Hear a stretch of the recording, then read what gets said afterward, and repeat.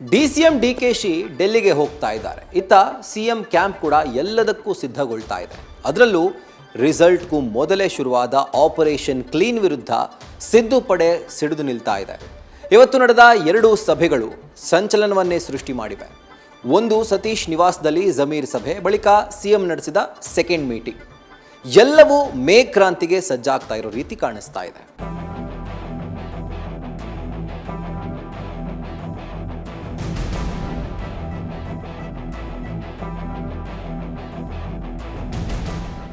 ಮೇ ಕ್ರಾಂತಿ ಜಾಗತಿಕ ರಾಜಕೀಯ ವ್ಯವಸ್ಥೆಯನ್ನೇ 2 ಹೋಳಾಗಿಸಿದ ಸೈದ್ಧಾಂತಿಕ ತಿಂಗಳುಗಳು. ಕ್ಯಾಲೆಂಡರ್ ಹಾಳೆ ಉರುಳಿ ಮತ್ತೆ ಮೇ ತಿಂಗಳು ಶರವೇಗದಲ್ಲಿ ಆಗಮಿಸುತ್ತಿದೆ.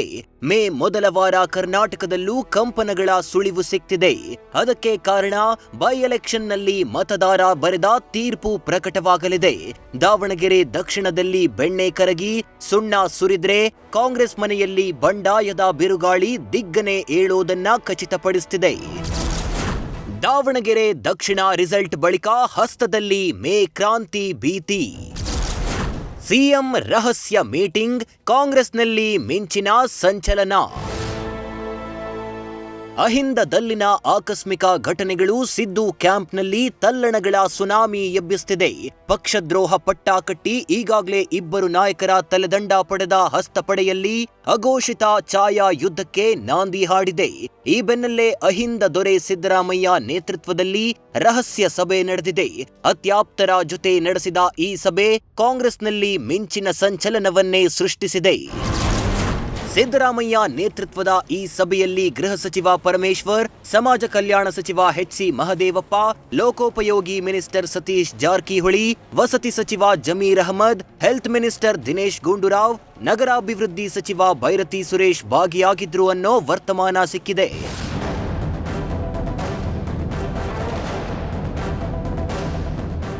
ಕನಿಂಗ್ಹಮ್ ರಸ್ತೆ ಖಾಸಗಿ ಕಟ್ಟಡದಲ್ಲಿ ನಡೆದ ಸಭೆಯಲ್ಲಿ ಸಿದ್ದರಾಮಯ್ಯ ಮೌನವೇ ಪ್ರಮುಖ ಚರ್ಚಾ ವಸ್ತುವಾಗಿದೆ. ಸಿಎಂ ತಕ್ಷಣ ಮಧ್ಯಪ್ರವೇಶಕ್ಕೆ ಆಪ್ತಪಡೆ ಒತ್ತಡ ಹೇರಿದೆ. ಸಿಎಂ ಮೌನದ ಬಗ್ಗೆ ರಹಸ್ಯ ಸಭೆಯಲ್ಲಿ ಸುದೀರ್ಘ ಚರ್ಚೆ ನಡೆದಿದೆ. ಈ ಮೌನದಿಂದ ಪಕ್ಷಕ್ಕೆ ಡ್ಯಾಮೇಜ್ ಆಗ್ತಿದೆ. ತಕ್ಷಣ ಮಧ್ಯಪ್ರವೇಶ ಮಾಡುವಂತೆ ಸಿಎಂಗೆ ಒತ್ತಡ ಹೇರಿದ್ದಾರೆ. ಹೀಗೆ ಮುಂದುವರೆದ್ರೆ ಹಿರಿಯ ನಾಯಕರ ಅಸ್ತಿತ್ವಕ್ಕೂ ಕುತ್ತು ಬರಲಿದೆ. ಪಕ್ಷದಲ್ಲಿನ ಏಕಪಕ್ಷೀಯ ನಿರ್ಧಾರ ಸರಿಯಲ್ಲ. 2028ರ ಎಲೆಕ್ಷನ್ ವೇಳೆ ಸಮುದಾಯಗಳು ದೂರ ಸರಿಯಲಿವೆ ಅಂತ ಎಚ್ಚರಿಸಿದ್ದಾರೆ. ಪಂಚರಾಜ್ಯ ಚುನಾವಣೆ ಬಳಿಕ ದೆಹಲಿಗೆ ತೆರಳುವ ಬಗ್ಗೆ ಸಭೆಯಲ್ಲಿ ಚರ್ಚೆಯಾಗಿದೆ. ಸಿಎಂ ಸಭೆಗೂ ಮುನ್ನ ಜಾರಕಿಹೊಳಿ ಭೇಟಿಯಾದ ಜಮೀರ್. ಆಂಟಿ ಪಾರ್ಟಿ ವಿರುದ್ಧ ಕ್ರಮಕ್ಕೆ ಪ್ರೊಸೀಜರ್, ಜಮೀರ್ ಗರಂ.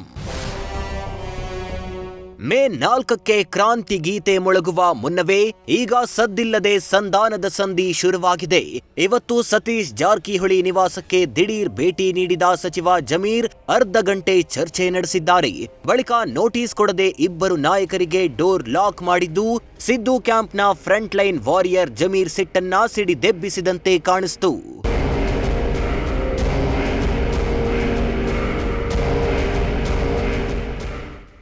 ಬಳಿಕ ಸತೀಶ್ ಜಾರಕಿಹೊಳಿ, ಇಡೀ ಸಮುದಾಯಕ್ಕೆ ಅನ್ಯಾಯ ಆಗಿಲ್ಲ, ಇದನ್ನ ಸರಿಪಡಿಸೋ ಕೆಲಸ ಆಗ್ತಿದೆ ಅಂತ ಹೇಳಿದ್ರು. ಸಿಎಂ ಮಧ್ಯಪ್ರವೇಶಕ್ಕೆ ಮನವಿ ಮಾಡಿದ್ದಾಗಿ ಹೇಳಿದ್ರು. ನೋಡಿ, ಎಂಟೈರ್ ಸಮುದಾಯಕ್ಕೆ ಏನು ಅನ್ಯಾಯ ಆಗಿಲ್ಲ. ಒಂದು ಭಾಗದಲ್ಲಿ ಒಂದು ತಾಲೂಕಿನಲ್ಲಿ ಆಗಿರುವಂಥ ಘಟನೆ ಅಷ್ಟೇ. ಅದನ್ನು ಸರಿಪಡಿಸ್ಲಿಕ್ಕೆ ಮಾಡ್ತೀವಿ, ಹೇಳಿದಿಲ್ಲ, ಸರಿಪಡಿಸ್ಲಿಕ್ಕೆ ಪ್ರಯತ್ನ ಎಲ್ಲರೂ ಮಾಡ್ತೀವಿ.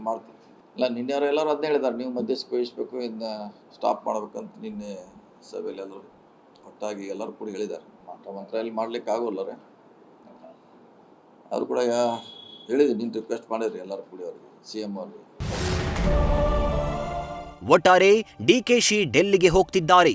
ಇತ್ತ ಸಿಎಂ ಕ್ಯಾಂಪ್ ರಹಸ್ಯ ಸಭೆ ನಡೆಸಿದೆ.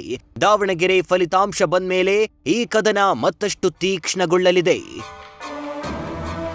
Harish Kakol, political bureau, news first.